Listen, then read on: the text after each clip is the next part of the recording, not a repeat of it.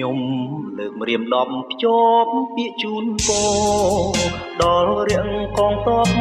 បវរដែលឈរការពារទឹកដីគ្រប់ទីតំបន់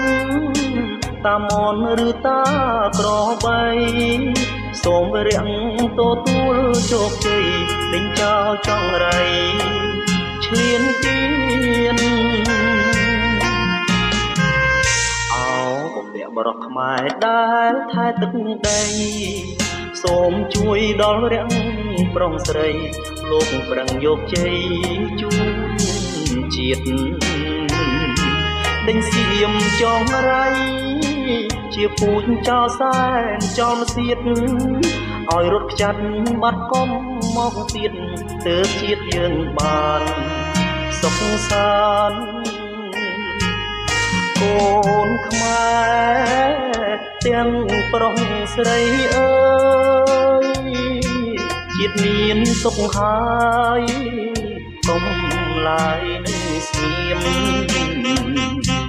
រួបរួមសាមគ្គីដេញ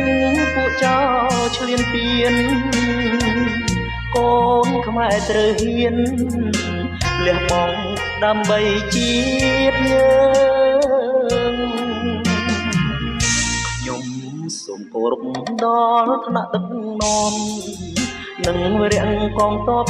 ដូចធំលោកមានលះបង់គ្រប់យ៉ាងសូមឲ្យទេវតាតាមគ្រងរក្សាគ្រប់ប្រានយកជោគជ័យជូនជាតិសុខសាន្តប្រជារួមបានរៀងអើ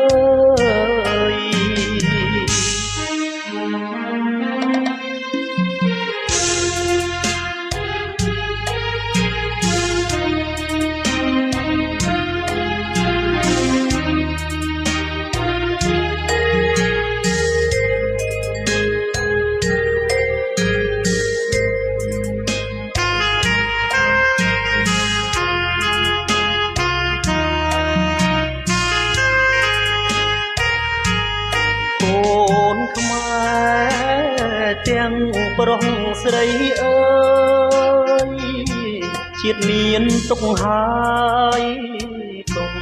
ឡាយនៅសៀមរួបរួមសាមគ្គីដេញពួកចោលឈ្លានពាន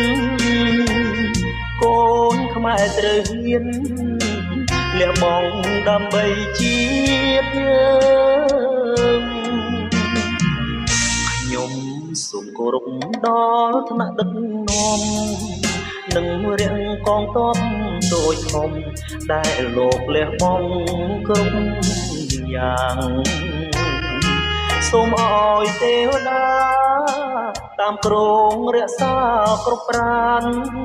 យកជោគជ័យជូនជាតិសុខសាន្តប្រជារួមបានរៀងអើ